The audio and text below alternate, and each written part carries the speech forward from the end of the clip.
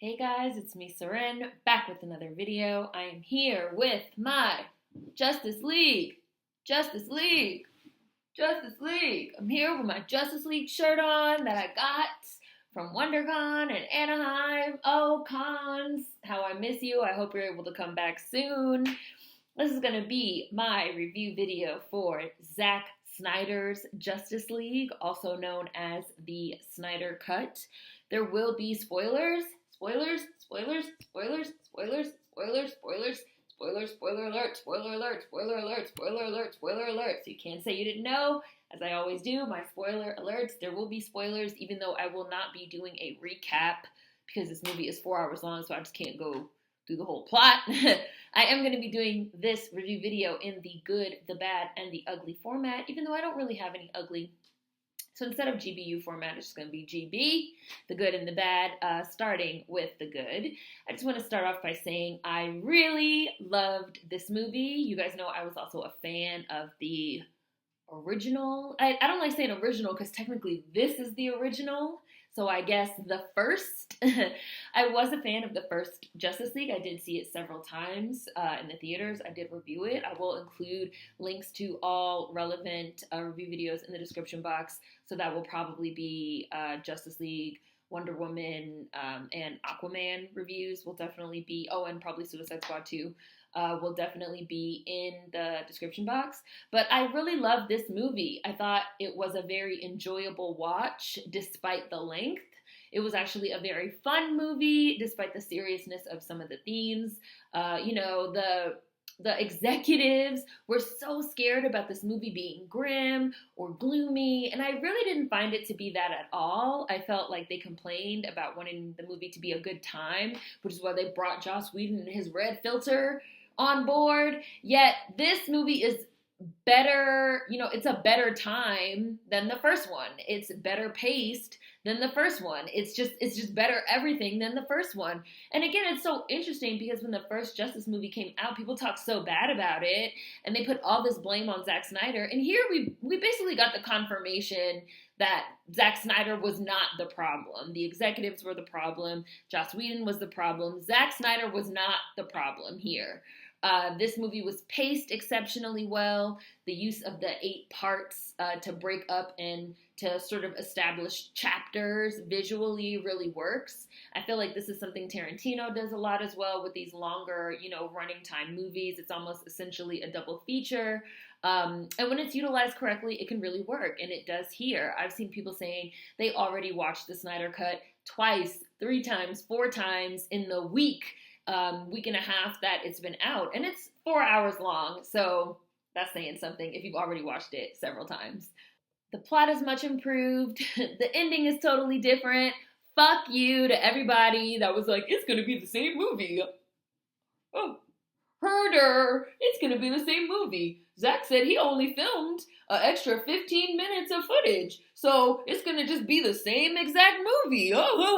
Y'all sounded so stupid with that shit. It's a totally different movie because, people really, motherfuckers was really having a disconnect in their brain. And that, basically Joss Whedon reshot huge parts of the film with his ugly red fucking filter and his horrible CGI and what he did to fucking Henry Cavill's face. What we're seeing now is the original, you fucking idiots. Now you look real stupid, huh? Now that's egg on your face. That whole random Russian family at the end was gone. All that terrible CGI that Joss threw in there. Again, that red filter that he loves so much. Those reds and fucking yellows that they love so much have been fucking removed. It's a much, much noticeably more beautiful film now, a much improved color palette. Snyder always knows how to compose a shot. We have some of these just beautiful trademark Snyder shots. Gorgeous, lush cinematography, which I did say as well in my first Justice League review, that there were moments in that film that were gorgeous and had Zack's little fingerprints all over them. And so here, I feel like we just got that, really expanded out and into an entire film. 2 films, so it's 4 hours really. And just from the first scene, it looks gorgeous. The use of 4:3 was really unique. I feel that it really set the tone for the movie. It gave it a very dramatic and cinematic quality, which I know Zack was going for. Like, Snyder has a vision. I really hope that this gets released in theaters. I doubt that it will, but I would love to see this in the theaters. I would love to see the black and white version, because it was originally in black and white, which I several times while watching, I was like, gosh, I would love to see this in black and white. It had a very good musical score, excuse me.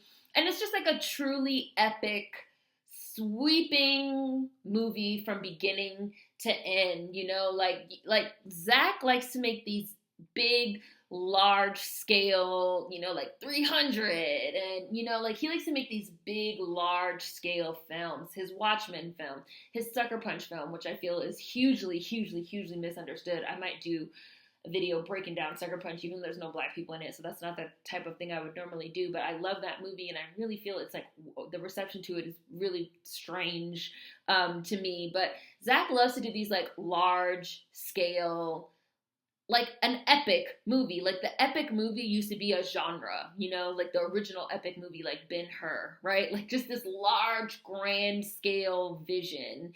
And Zack Snyder has that vision. And even from the very beginning of the movie, like, several of these early scenes that we saw here in the Snyder Cut were some of my favorite scenes in the first Justice League. The Amazons, some of you guys that watched my original review would remember, I love seeing the Amazons keep the box away from Steppenwolf then, and I loved it again here. I loved seeing, you know, their battle formations. I love seeing how strong they are, you know, like, and they catch the wall. I love seeing their tactical maneuvers, and they're riding the horses, and they're throwing the bucks, and they got the ropes, and they got the lassos, and then she's like, honor us. It's only right. Like, yes, like, oh, like, these my girls. Like, I love the Amazons, like, very reminiscent of Xena, you know, and I love Xena. Like, I would love to have a whole movie set in Themyscira, directed by Zack. Like, I don't know what the plot could be, but I really enjoy his depiction of the Amazons, you know. Like, I just feel like Zack understands the Amazons in a certain type of way. And I even feel that way as well with his depiction of, you know, of Wonder Woman also, you know. Like, he understands Wonder Woman in a way that I didn't like in the original Wonder Woman movie, that I didn't really feel that that Patty really, like, I didn't enjoy Wonder Woman. You guys know I didn't really care for that movie very much. And so here I feel like, you know, they show Artemis's arrow, the mythology was more present here, the strength of these women, not just like, bitches strutting around, Like, there was a more diversity, even though we didn't spend very much time in Themyscira, but I felt like there was more diversity, just, you know, again, like the mythology of the Amazons and where they come from and who they are, and, you know, more of their culture. And I just find Themyscira so fascinating, and Zack really did them justice here. Sorry, I couldn't resist. And overall in this film, you know, we just got way more insight into all of the characters. I thought there were a lot of thematic parallels in terms of concept here. There was a clear parallel between the current plotline and the formation of the Justice League, and of course the Golden Age of Heroes, which we see, you know, heroes fighting alongside each other to protect Earth, which was an amazing scene. We see the great amazing fight of them fighting against, you know, united against Darkseid. And the fight is so cool. Like, we see actual gods fighting. Again, the whole Ares plotline was such a letdown for me in Wonder Woman that it was cool to actually see Zeus and Artemis here in Justice League. They showed a Green Lantern. We still need a Green Lantern movie, a good one, not that Hal Jordan shit. We still need a good Jon Stewart Green Lantern movie. There's a much clearer understanding of Darkseid and Planet Apocalypse here that we see in this scene. In that scene. And again, this idea of, like, you know, millennia ago, the old gods were able to sort of come together and defend man and defend Earth, and that's something that we need again now. And that being the way that we set the stage for what transpires over the course of the movie was much more clear this time around. Like, this is what I feel like happened with the way that they, like, cut up Justice League. It was almost like they cut out everything that explained anything. And they just tried to just, like, leave us with a bunch of, like, random action scenes. Like, yeah, people like random humor. And then every now and then they'd have Barry pop up with a random ass joke. Like action, humor, yeah, and then we just gonna slap a red filter on it like we do Avengers and call it a day. Like, that is not how you make a movie. Well, I mean, that's how they make movies, I guess. I don't know. I also felt that there were a lot of echoes visually in Justice League from Man of Steel. Very clear, which Man of Steel was very, very clearly inspired by Ridley Scott's Alien. The metallurgy, the shapes, very Prometheus, very the bronzy colors and the way that again, like a liquid metal, the way that it moves in this almost like a xenomorph, these oblong shapes. And I know Zack is a fan of Alien. And so those little touches are definitely there in all the ways that we depict anything Kryptonian, and a lot of the dark side stuff and a lot of the Desaad stuff and the way that it looks. You guys know that I feel like Man of Steel, Justice League, and Suicide Squad. I almost feel like Man of Steel, Justice League, and Suicide Squad are a trilogy. I wouldn't count Batman v Superman in there. I can say I didn't like Batman v Superman. It was a slog to me. It was. I have not seen the director's cut, which I've heard is much better. Like, the way that these movies are bookended to me is because Man of Steel, which in my opinion is one of the greatest comic book movies of all time. I don't care. I don't want to hear it. Tell it to your mama. Don't tell it to me. Man of Steel is a great fucking film. And we have like direct through lines from Man of Steel, things that ended up in Suicide Squad. And then we have direct through lines from Suicide Squad, things that ended up in Justice League. Like how Bruce even finds out who all these people are, who Barry is and who Arthur Curry is because at the end of Suicide Squad, he meets with Amanda Waller, who's played by Viola Davis, and she gives him all of their files, all of their folders, because she has all the information on the metahumans and the gods and everybody. This is how she puts together Task Force X. Like, there's direct. Obviously, we have Jared Leto's Joker from Suicide Squad, who shows up again here, who I'm going to talk about a little bit later. You guys know I adore his Joker. I adored his Joker in Suicide Squad. I loved Suicide Squad. Suicide Squad is one of my favorite movies. My old Twitter name before I got banned was literally Academy Award winning Suicide Squad. Like, these are through line movies. And once Man of Steel, which was fantastic, came out and people ripped it to shreds, like as if it ate their firstborn child, and the executives just lost all faith in Zack Snyder's vision, which was a whole vision for all these movies and for all these characters. And instead of just letting him see his vision through, we got a chopped and screwed Justice League. We got a chopped and screwed Suicide Squad, even though that's David Ayer, not Zack Snyder, but they did the same thing. It's not funny enough. It's not light enough. It's too dark. It's too gloomy. There's too much violence. It can't be rated R. Now we have the Suicide Squad trailer that just came out. What is it? It's rated R. It's like Warner Brothers, and it's like they're circling back around like, oh, maybe this vision of a darker, now we've had the Dark Joker movie, which has made $1 billion. Maybe this vision of a darker, more serious take is a good idea, but we're almost 10 years behind at this point. Like, Man of Steel came out in 2013. Like, you guys really didn't trust Zack, and they really conspired against him. This might be the Zack Snyder stand in me talking, but I low-key feel like somebody needs to be held responsible. Like, I don't know, like people need to be sued or something. I feel like our whole media ecosystem is fucked up with the reviewers and the this and the that. And, critics are obviously bought and paid for, a lot of them, or just like not really able to give an objective opinion, on what something actually is. And then, like the whole media ecosystem really conspired against this man, which I talked about in my video. So can't wait for the Snyder cut, because I was just like, shit has come out now that they've said things that were patently false. Like, they said that Zack like handpicked Joss and brought him on. That's false. That was a lie. That was something they released literally to the public that was false. Like, can't somebody get sued for that? Like, they conspired against him and sank his project just to like circle back around several years later and be like, whoops, our bad. I don't know. Someone should be held accountable for that. And as I'm watching this film, I just kept thinking, this is just more movie. There's more backstory. There's more plot. Martian Manhunter, why did that get cut? Like, the Colonel from Man of Steel, that's when we first met this dude, right? The Colonel from Man of Steel is the Martian Manhunter? Like, what? Again, clearly starting from Man of Steel, there was a vision of where this was supposed to go, and the whole thing just got all fucked up. One of my favorite things about the first Justice League was the casting. I felt that that was the biggest strength of the movie. I thought the casting for this movie was really strong, with the exception of Batman. I hate Ben Affleck as Batman. I just do. And I'll get to that in the bad because it's just not for me. But I really like the other members of Justice League and the ways that they play off of each other. I feel like, you have Aquaman, who's like really pessimistic, but still a good person or a moral person, somebody that understands their moral obligations. This is somebody that straight up doesn't want to be here, but is anyway. So I'm going to sit here and I'm going to talk shit the whole time about how this is a bad idea and we shouldn't be doing this and all this. I don't want to be here. I'm going to be getting drunk the whole time. Like, fuck everybody. But I'm still here. So, you can't say anything. Like, I prefer his portrayal in Justice League to his portrayal in the Aquaman movie. I felt in the Aquaman movie they made him more goofy and dumb, which I didn't really like.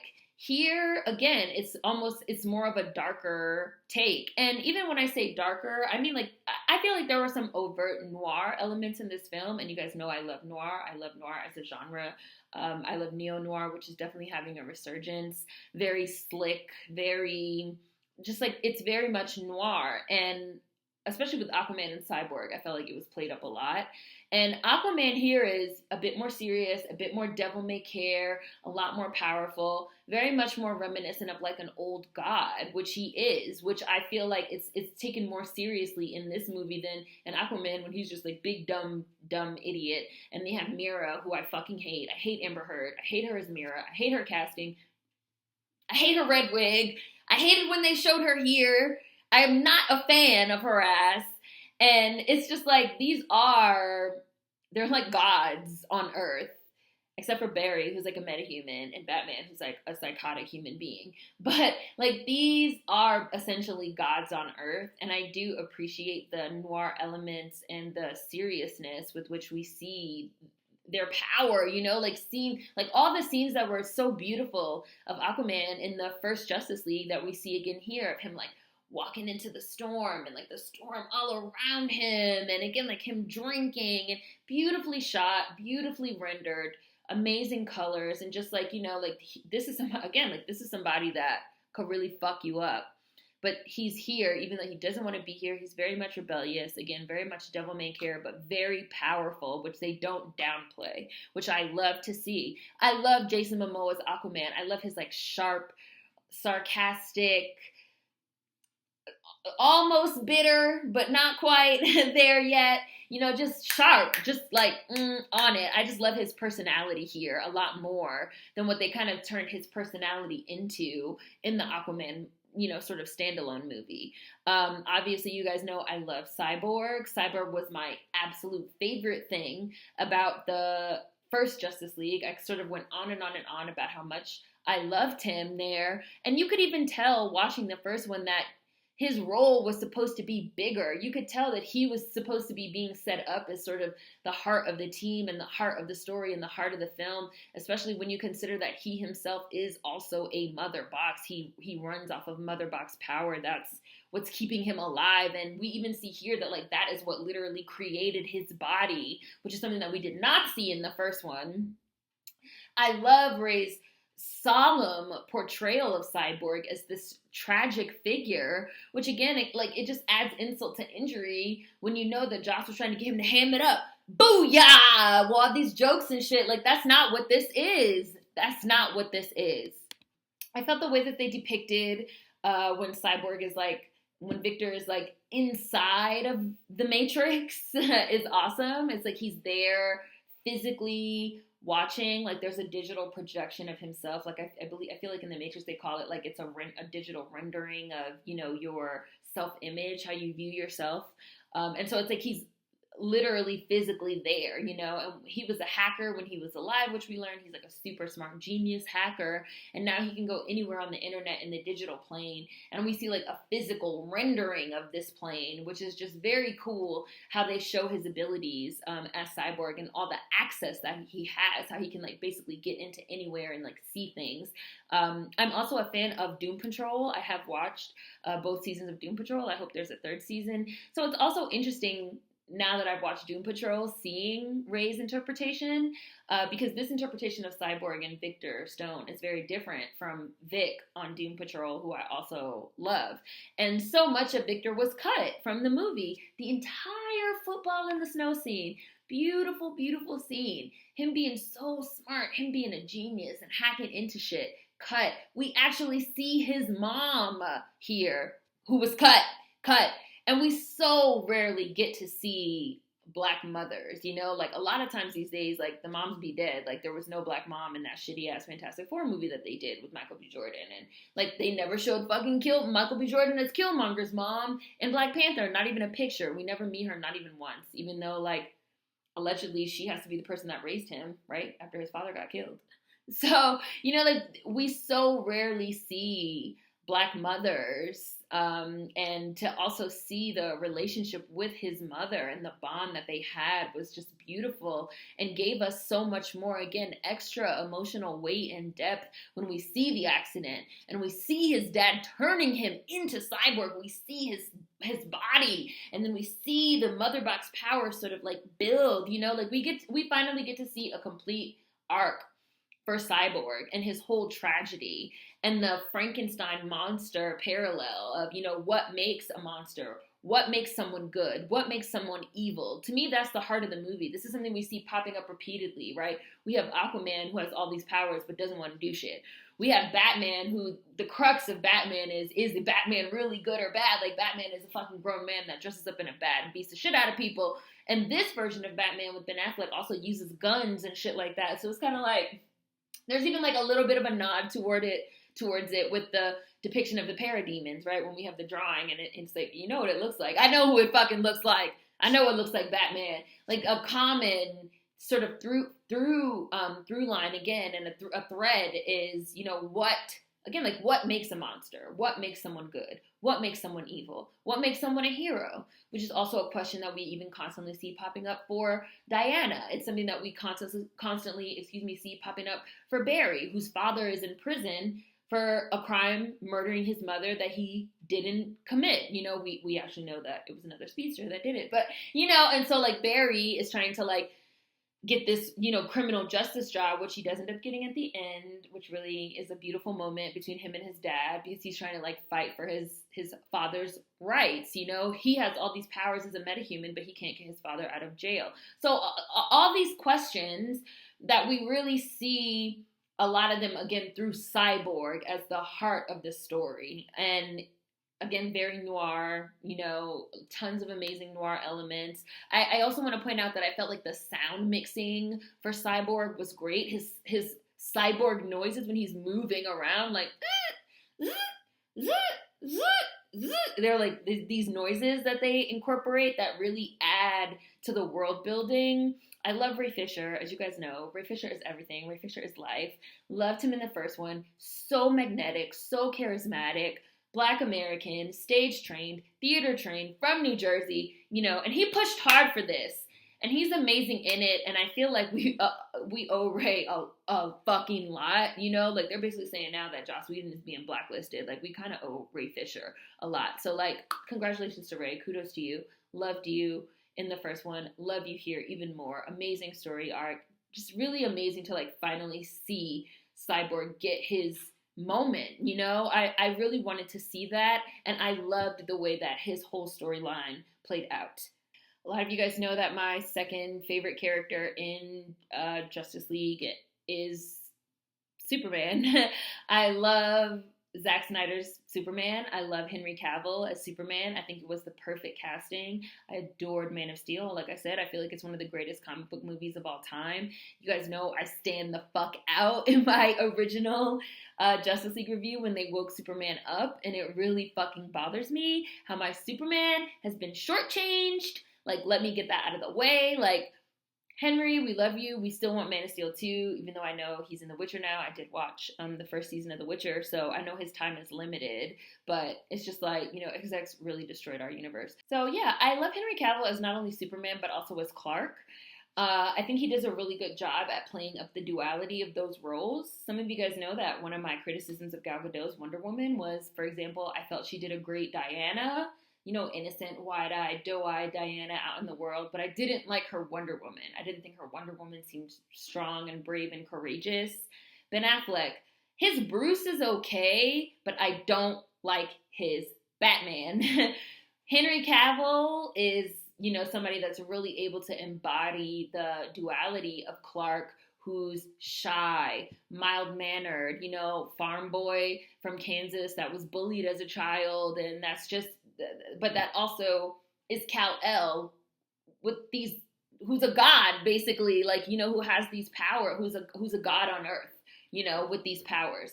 And I feel like Henry Cavill is really able to embody that duality in an amazing way. And I also love the earnestness that he brings to this role, the sensitivity that he brings to this role. The idea of Clark is Clark is really a regular person in a lot of ways that's sort of just trying to figure a lot of things out.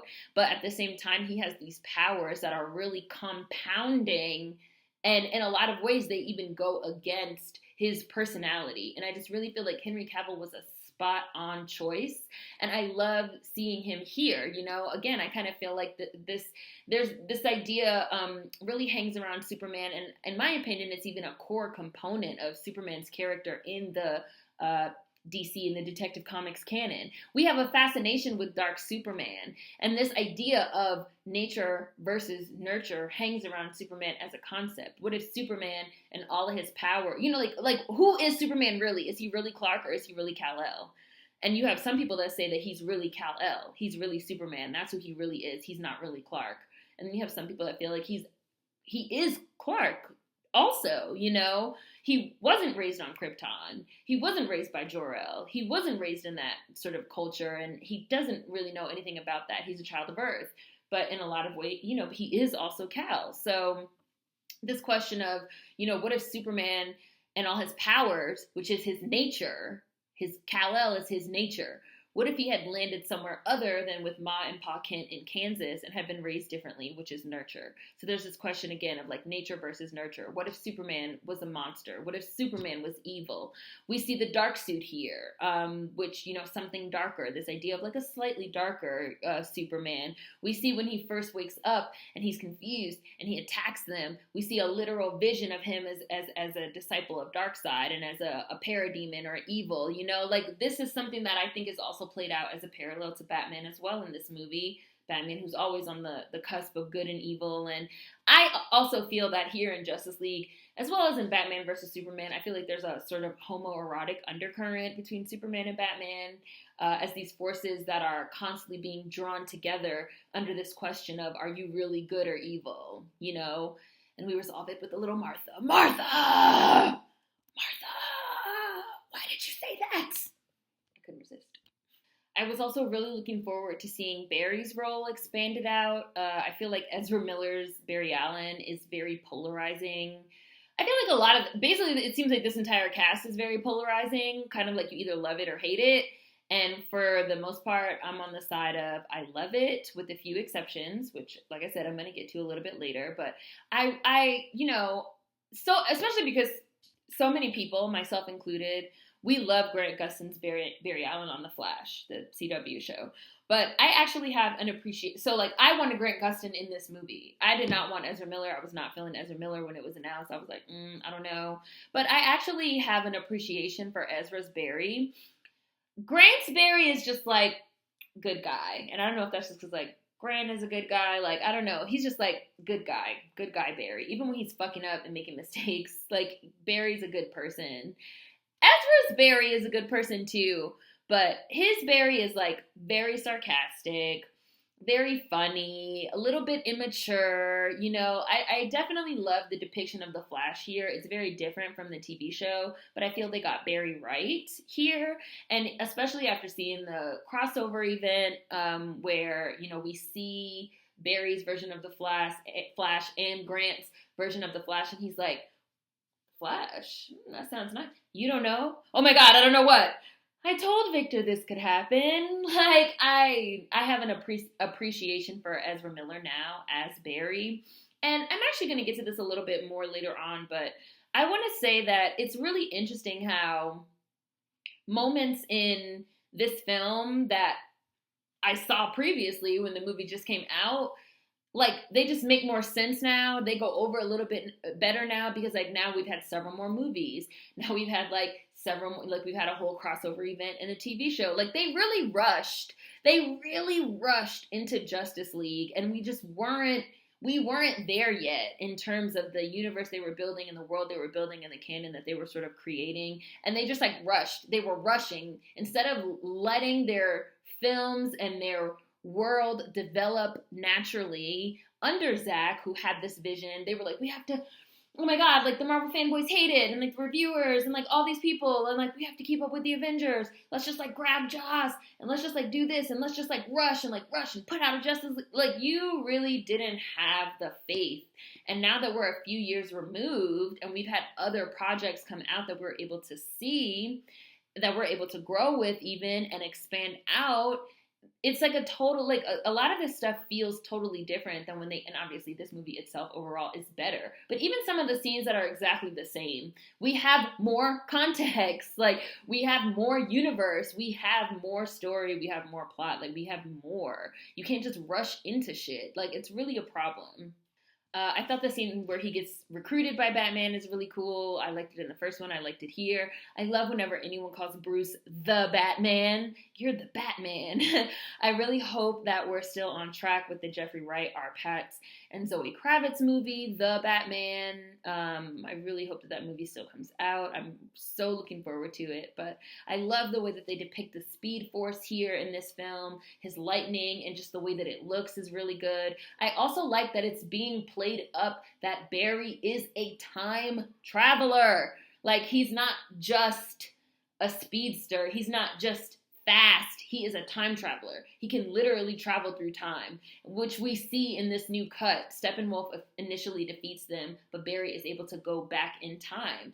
That shit got cut in the original. Barry's whole entire first scene where we meet him got cut, where he's, like, applying for this, like, job at this, like, pet place, and he saves Iris West from a car accident. She's played by Kiersey Clemons. It's, like, a very short scene, but, you know, like, the entire scene, it's an amazing scene. It's an amazing scene where we really see him sort of lean into the Speed Force. We see his powers. We see him save her. Obviously, Iris West is clearly supposed to come back in subsequent films, but the entire scene was removed in the original one because Joss Whedon hates black people. He basically removed all the black characters. Like, he removed even just this little tiny bit of Iris West. He removed so much of Cyborg, who's literally the heart and soul of the movie. He completely cut Cyborg's mom. He completely removed the Colonel from Man of Steel as the Martian Manhunter. Like, I'm starting to think you have a problem with black people, Joss. Sarcasm. He definitely has a problem with black people and women. So, which just reminds me, you guys know there was, like, a leaked Wonder Woman script that Joss wrote that's literally the most horrible sexist thing you've ever read, where she's, like, you know, naked and barefoot, and she tossed her curvaceous hair into the wind, and she's barefoot, and she's so beautiful, she's natural and wild, and you just want to rip her clothes off. Like, it's literally, like, romance novel filth. Wonder Woman. Gal Gadot has definitely grown on me as Wonder Woman. I was not sure about her casting at first, same as Ezra Miller, but I feel like she's really stepped up over the course of her several movies now in this role. Obviously, she was in Batman vs. Superman, she was in Justice League, and we've gotten 2 Wonder Woman movies. So I feel like she's grown a little bit. She's stretched out a lot in this role. As you guys know, I really liked her in Wonder Woman 1984. Her part was also expanded out in this film, the Snyder Cut, in ways that I appreciated. It's always nice seeing her more mature Diana Prince character and, like, working on her art restoration. And there was, like, you know, an Indiana Jones, like, fucking scene where her, like, down in a hidden room that wasn't in the first one. While I was watching this movie, I constantly found myself saying, why would you cut this? Why would you cut this? Why would you cut this? Why would you cut this? Like, again, everybody's getting more screen time. Everybody's backstories are being developed. Relationships are being developed. We're getting a feel for who these characters are and seeing how they interact as the Justice League. Again, like, you can't cut these scenes. Otherwise, nothing makes sense, which is exactly what happened. They cut so much plot development. So here we see, like, a much more mature, grown Wonder Woman. And again, I like, that's just something I like. I like mature Wonder Woman who has all this knowledge and who has this understanding of what I would call the mortal world, and also, I guess like the supernatural world or the world of the gods. I did like cute little innocent Diana, and whatever, that's fine. But I really appreciate like thousands of year old, mature, has the human world figured out. She's a little bit tired of humans. Like, she kind of is over it, but she's still here. That Wonder Woman. I felt like her friendship slash romance with Bruce as these sort of world weary figures that are out to basically save the world, even though they're so tired. I enjoy a lot. I think it's really, really good. And I really liked seeing it here. I thought it really worked here in the Snyder Cut. I also loved her. I believe this is the first scene where we see her as Wonder Woman in the movie, her bank scene with the terrorist. That was definitely fleshed out more. And just a scene that I thought looked really, really cool and really demonstrated Diana's powers, which I feel every one of her standalone Wonder Woman movies I felt has had like trouble with demonstrating Diana's powers and her strength. There were scenes in the original one that I did like, especially like her fighting on the battlefield. The scene where she like destroys the building. There are scenes that I did like, but I feel like, again, Zack really understands Wonder Woman. And after he got ousted, we got versions of both Aquaman and Wonder Woman that I just wasn't really feeling. They both seem dumbed down as characters. So again, it's nice to see them here in the Snyder Cut being shown as really capable. Like, they're capable. Like, Aquaman is a god. He's not like a big dumb idiot that constantly needs Mira to fucking save him. Like, Wonder Woman is a fucking god. Like, like Snyder seems to be the only person that takes that serious and not like a joke. I like her interactions with Clark for basically the same reason. Like, they're these two old world gods. And she's like, Kal-El, no, like, you're the last son of Krypton. Like, that weight. So much of the criticism against these films has been like, they're too dark and they're too gloomy and they're too serious. But these are like, again, real world, epic, sweeping takes on these characters, these grand visions with lots of weight. I read something once that said like the difference between like Zack Snyder's universe and the MCU right now is the approach. Like, Zack Snyder is sort of making like serious movies about gods in the real world. People that have god-like abilities, and what would that really be like? And people that are struggling with humanity because of these abilities, which is really something that we really see demonstrated with every single member of Justice League in this film. While the MCU approach is trying to make people with godlike powers more human and relatable. And I thought that was a very accurate take. Like, Zack is not trying to make these people like funny and down to earth, even though like Clark is down to earth, really. But like, Zack's not trying to make these people like funny and relatable. That's not even the point. And I feel like we need to approach all these films as being different. I feel like right now it's like, well, these are the comic book movies. And so the comic book movies have to be like this. Every comic book movie has to be Iron Man or something. Like, every comic book movie has to be funny, and it has to be this, and it has to be that. And it's just like, they're not all the same. They're different. And I love my campy DC too. I love my camp Batman too. I love, my humor as well. But it is okay to have a more dark and serious take without constantly criticizing it as gloomy, dark, or not fun enough. Especially when this particular movie, the Snyder Cut, is actually a lot of fun and pretty funny. But some of us do like epic, sweeping, dark, serious takes. We had a dark Joker movie that made $1 billion. This R. Pat's Batman movie looks like it's going to be totally brutal, and I'm here for it. We're circling back around almost 10 years after the fact, and again, I really wish that, like, the executives had just, like, rode with Zack through till the end. I know I keep saying that, but it's really true. So other random things I liked. I love the description of the mother boxes as change machines. Love that they rearrange matter at the will of their master. Love the little addition where we see that, Vic has like crushed the tape recorder and then he's able to put it back together. Of course, he's able to do that because he himself is a mother box. Like, Vic in a lot of ways has unlimited power, which I loved seeing, and I love seeing that shown on screen. Again, I'd really like to see this in black and white. I really like Diana and Alfred. I think they have like a cute little friendship. They're cool. Like they're cute together.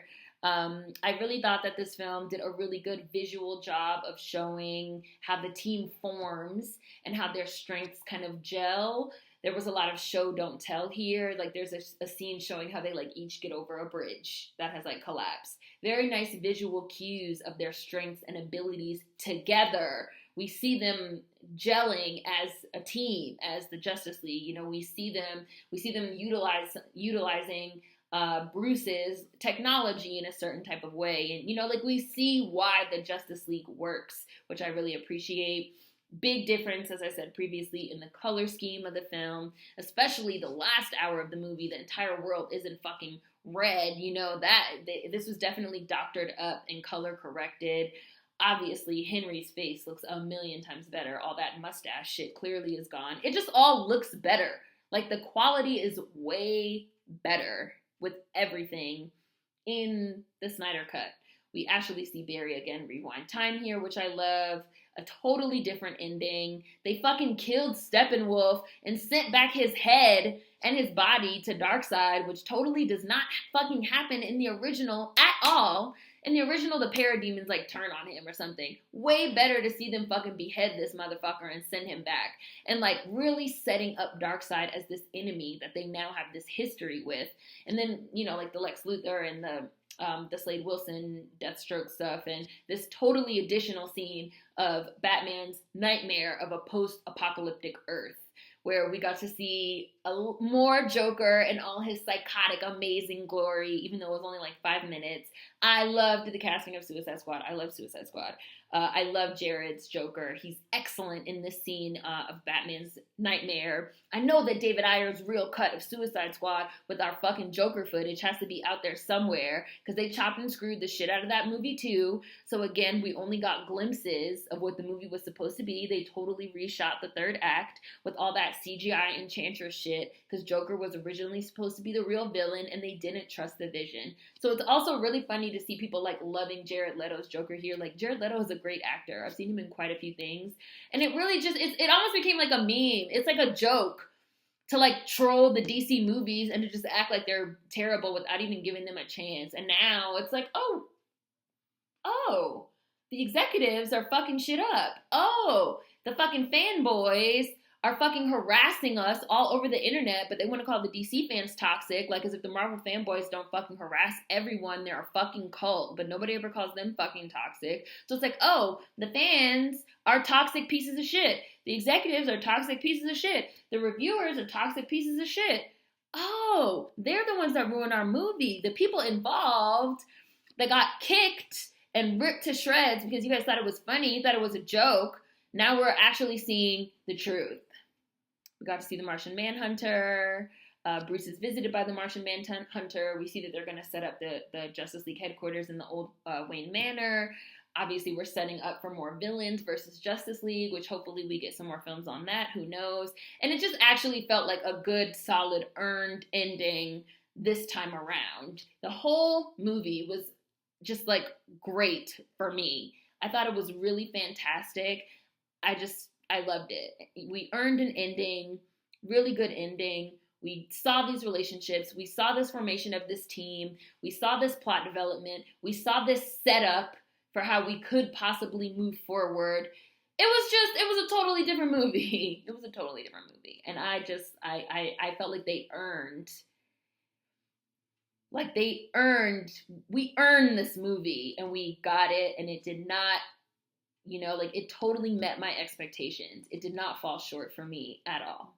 So I'm just going to go ahead and get into the bad. I don't have very much bad, but there is some. I'm still not a fan of Batfleck, of Ben Affleck as Batman. For some reason, whenever he wears the suit, he looks constipated to me. He just looks like, gotta take a shit, BRB. Like, I don't know. I just don't like the way that he wears the suit. I don't like the way that he carries himself as Batman. I don't like his face. He just seems blah and bland and broke down and janky. It's serving very much Peter B. Parker, Bruce B. Wayne is serving very much why did I get the broke down, janky Batman. I know there's people that love his design, like they love his suit and they love his bat signal. His bat signal to me just looks like a rectangle in the sky. Like it doesn't even look like a bat. Like what? I don't know. His version of Batman to me is just dry. Like I know it's supposed to be like bare and like stripped down and like older, disillusioned Batman trying to like find his way back, to the light or whatever, which I get, And as I've said, like, why isn't old man Bruce with Diana? Those scenes are great, but I just hate his Batman. I'm not here for his Batman. I don't know if it's also because he was like depressed in real life, because I know he's like was going through stuff in real life, but like, I'm not a fan. I did love his outfit, his like getup, and his nightmare, like Batman's nightmare, I think is like what they're branding it as, because I've seen like some figurines and stuff that they're selling like with the trench coat and stuff. I actually like that look better than the look that he has the whole movie. I'm just not a fan of his Batman. Like his Bruce is okay, but I'm not a fan of his Batman at all, and it hasn't grown on me through any of these movies. It doesn't work for me. Also, even though I love Henry Cavill's Superman, I didn't super love the creationism symbolism here, which there always is in Superman, because he's like a Christ-like figure. Like we always see Superman like he's a Christ-like figure, but in Justice League, like they literally resurrect him like Jesus. Like, and they have Flash like touch his finger. It's like, okay, I got it. He's Jesus. I got it. It's a little heavy-handed, which I do think I also said in my first review, and that is a thing with Zack. He can get heavy-handed with the symbolism, I can admit. When you have these big sweeping ideas and themes, like sometimes you do need to dial it back. Chris Nolan is also guilty of this as well, and you guys know I love Nolan as well. Sometimes they need somebody to be like, no, that's enough. And I do feel like some of the Superman symbolism throws the plot off a bit, because the Superman symbolism is so important that it takes over the whole movie, even though Superman is really only in it for half of it, if that, even, it might even be less than half of it. And like after they bring Superman back, like I feel like them resurrecting him is our big scene. Not necessarily the fight with Steppenwolf, but like this resurrection and all this importance around Superman and the symbolism of Superman and like what he represents. Like the Steppenwolf and Darkseid stuff and Desaad is stronger here than it was in the original. Absolutely. We're getting a much more complete storyline and idea of like what's at stake. But it still seems that the backbone of the conflict in the film is not really Steppenwolf or even Darkseid. It's all the Superman stuff. So it's kind of hard to become engaged with Steppenwolf and Darkseid when it does sometimes still feel like they're being treated like an afterthought. Like when they bring Clark back and they fight him, it's still a great scene. One of my favorite scenes. All of them against Superman. Superman fighting Barry and the Speed Force is like still everything. But like then after Clark comes back, it just feels too quick. Like we have all this heavy-handed emotional symbolism and we have this whole storyline. It just seems like we got here really fast without a Man of Steel 2. Like, I would just love a whole movie about, like, Clark's exploits and his relationship with Lois and working at the Daily Planet. I feel like they got skipped. Even in Batman versus Superman, that's, like, for me, I feel like that was more about Batman. Like, we got a lot of Batman there. And I feel like you can feel that rush and how we rushed into this Justice League plotline. You can feel it in the plot line and the emotional symbolism of like Clark and him coming back. It just feels like we raced to get to this point, even in this movie that's fleshed out way more. We need an entire second movie on Clark. Like even seeing all those suits and like him hearing his father talking to him, so cool. Him putting the dark suit on, like seeing black suit Superman, fucking cool, and this whole concept of like something darker, which even that I feel like is like a fuck you to everybody that's like, it's too dark. He's like, I'm gonna show you dark. I'm gonna give you black suit Superman. Like we basically have a whole Easter egg moment that's very bittersweet because we still have yet to explore a full,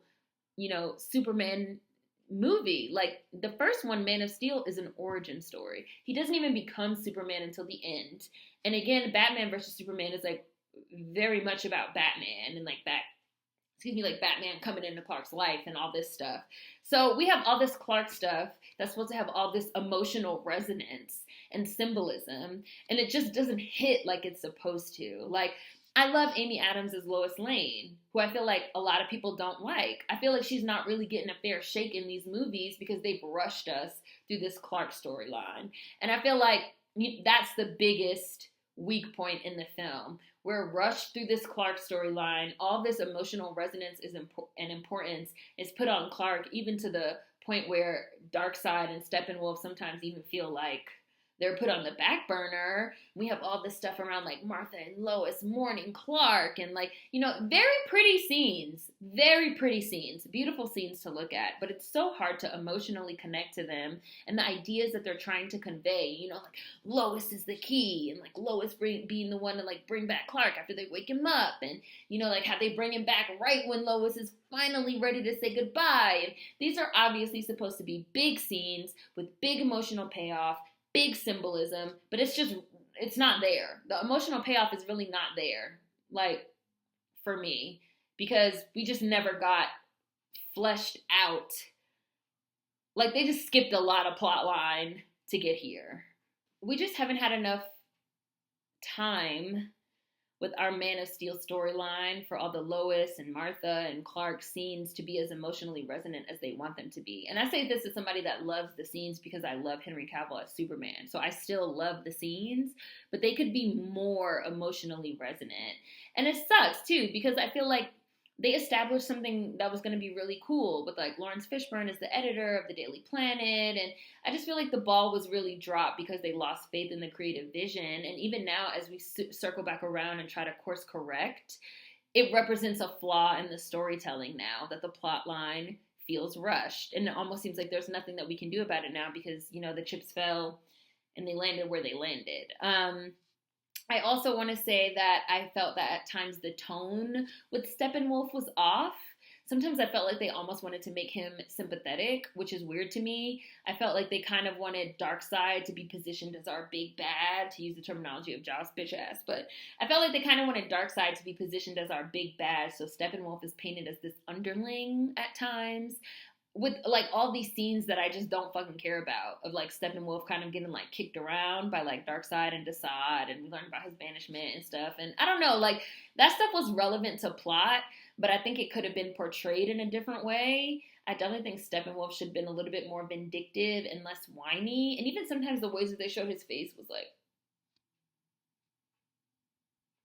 I won't fail you, master. Like, why are you guys trying to make him as this, like, sympathetic underling? I don't know. That was just how I interpreted some of those scenes. I just felt the tone was off in some places.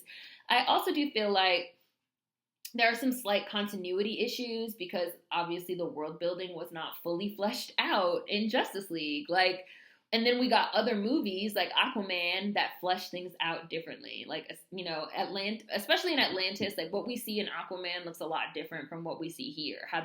Some of the ways in which they use their powers, the ways that some things look. And you guys know I didn't super love Aquaman. I did think it was a lot of fun, but I didn't like Aquaman himself. I loved Yaya as Black Manta, absolutely. But there were things I didn't like about the way I felt they dumbed down his character. And I don't really like the way that Aquaman's story got fleshed out, to be honest. I very much felt that it was weird that the Atlanteans are like fucking Aryan pride. Like, they're fucking white. It's weird. I know that Aquaman has historically been like blue-eyed, blonde hair, wasp, whatever. But the whole big deal with Jason Momoa was supposed to be that he's playing like a POC version of Aquaman, and it feels a little bit like a bait and switch. Like, it's weird how they like downplay his obvious Pacific Islander heritage.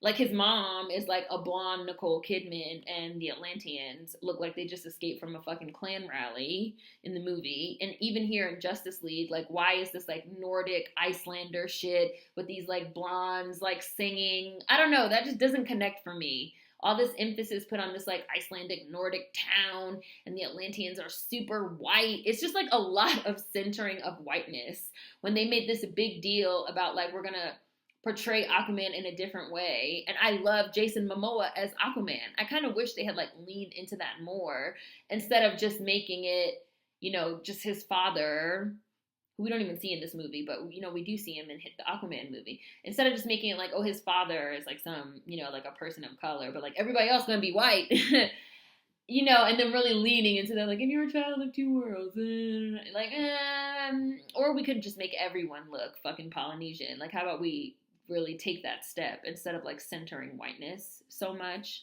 That's just like a personal opinion, obviously. And I had other issues with the casting. I don't like Jesse Eisenberg as Lex Luthor at all. I hated seeing him here in the beginning. I hated seeing his bald ass again at the end. But maybe, I mean, Mark Zuckerberg is Lex Luthor. So is Jeff Bezos, who's also bald. So, Jesse Eisenberg has also played Mark Zuckerberg, so maybe he feels like it's a full circle moment. But I don't really like him as Lex. Obviously, it seems like they're committing to him as Lex because they're setting up. Well, I don't know. This is just the movie that was made, and we're finally seeing it. So obviously, Zack was intending to set up for more use of Jesse, and to get our villains league to go up against our Justice League. So I don't know. I don't care for him. I have a huge issue with like his Lex, and I really hate Ben Affleck's Batman. And I really hate all of the Atlanteans, and I really hate Amber Heard's Mira. So even like seeing her in like the new scene of like Batman's Nightmare, I'm just like, why is she there? Like, why is Harley dead and she's there? So I don't know, but there's no way of knowing now how we're gonna move forward with this, or if this is just gonna be sort of like a one and done, a one shot. They're acting like they're never gonna release the Ayer cut of Suicide Squad, which sucks. But for a long time they acted like we would never, ever, ever, never get the Snyder cut of Justice League either. So we'll see what ends up happening, especially because this movie is being really well received. And like I said, they just, like, the Suicide Squad trailer came out, which I'm not going to watch. You guys know I don't watch trailers because I feel like they give everything away nowadays. I don't watch them. But I'm glad that we were able to get at least our Snyder cut and see the movie the way that it was intended. And it's a beautiful film, and it's a great fucking film. Again, I would love to see it in theaters. I would love to get a theatrical release. I would love to see it in black and white. I hope the black and white gets a release at some point, but excellent film, and I loved it. And I'm so glad we were able to get our Snyder cut. So that is the review of Zack Snyder's Justice League. I know this one is so long, but the movie is 4 hours. Hopefully you guys enjoyed it. Let me know what you think in the comments. Food for thought as always. See you guys next time. Peace.